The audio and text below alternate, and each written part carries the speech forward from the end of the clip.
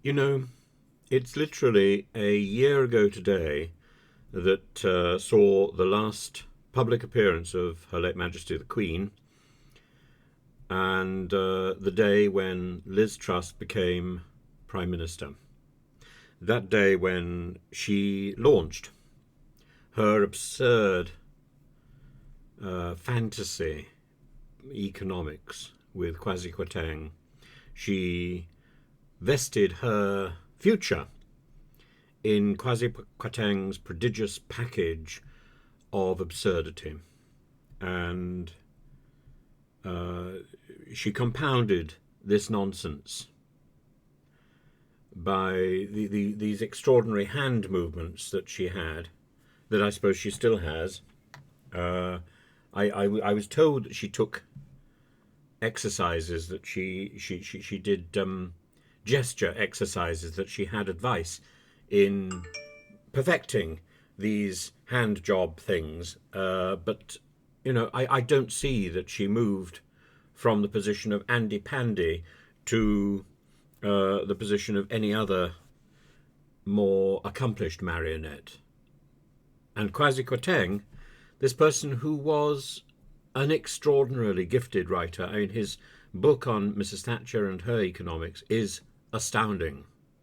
And yet, in office, he was reduced to the clown bit part, the person who was trumpeted with ogling looks about his prodigious package, and he will never be divorced from the ridicule for his prodigious package, just as I don't think Liz Truss can possibly be divorced from her extraordinary hand movements, which never gave anybody the slightest pleasure and which reduced us all to a mumbling economic ruin.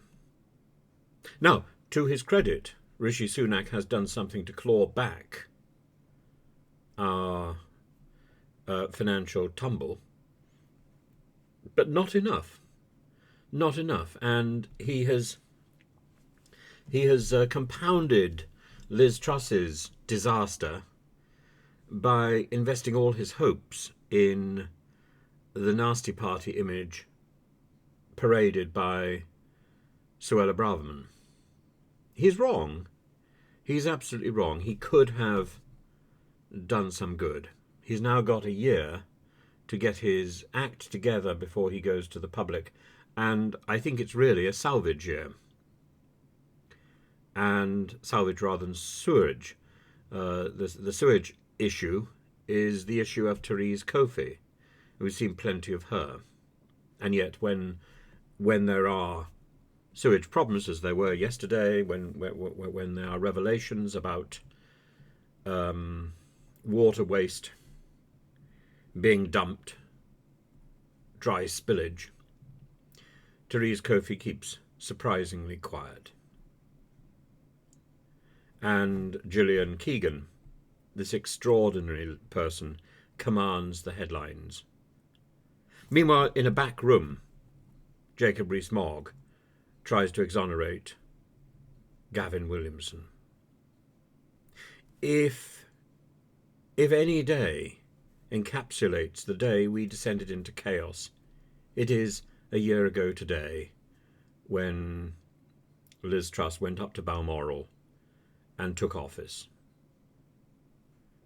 Tomorrow will be the anniversary of the death of Her late Majesty the Queen, and then we're into 50 odd days of remembering Liz Truss's disaster, and yet she still thinks that it's right for her to have the opportunity to appoint her friends and cronies to honours